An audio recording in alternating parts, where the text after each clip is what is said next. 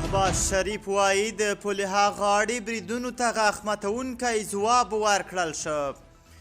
د پاکستان لومړي وزیر د ایپیکس کمیټې غونډې ته د وینا پر مهال ویلي چې د پولها غاړې بریدونو ته یې غاښ ماتونکی ځواب ورکړی او بیا به یې هم ورکړي. شهباز شریف افغانستان ته اشاره نه ده کړې، خو د ټي ټي پي پر مرکزونو د برید په پلمه یې نږدې 10 ورځې مخکې پکتیکا او خوست کې بمبار وکړ.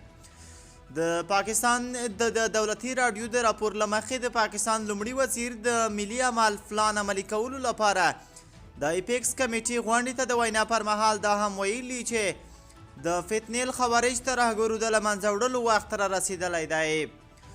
شهباز شریف زیاته کړې ده د سرحد د هغې غاړې اقدامونو ته مو غاښ ماتونکی ځواب ورکړی او ورکوو به یې. د دښمنانو ملاتړي په پاکستان کې موجود دي. د دښمنانو ملاتړ کوونکي پاکستان ته د زیان رسولو په دسیسو بوخت دي. په افغانستان کې د طالبانو له واکمنېدو او پاکستان په تیره پښتونخوا کې د تاوتریخوالي زیاتېدو پسې اسلام آباد د طالبانو حکومت د دغه هیواد ضد وسلوالو ته د پټنځایو په ورکولو تورنوي.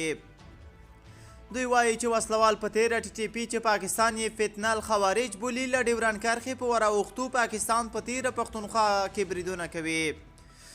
د پاکستان پوځ نږدې 10 ورځې مخکې په پکتیکا او خوست کې د تحریک طالبان پاکستان د مرکزونو په نښه کولو په پلمه بریدونه وکړل. خو پرتلې چارواکو سربیره یونما او خپلواکې رسنۍ وایي چې د بریدونو کې تر ډیره ماشومان او ښځې وژل شوي دي. خو افغان طالبانو له هغه بریدونو په ځواب کې په ډیورنډ کرښه د پاکستان پر سرحدي پوستو بریدونه وکړل. خو د افغان طالبانو او پاکستان ترمنځ دغه ترینګلتیا لا هم پای ته نه ده رسېدلې او د راپورونو له مخې چې تېره شپه یو ځل بیا په خوست کې د دواړو لوریو ترمنځ جګړه شوې ده.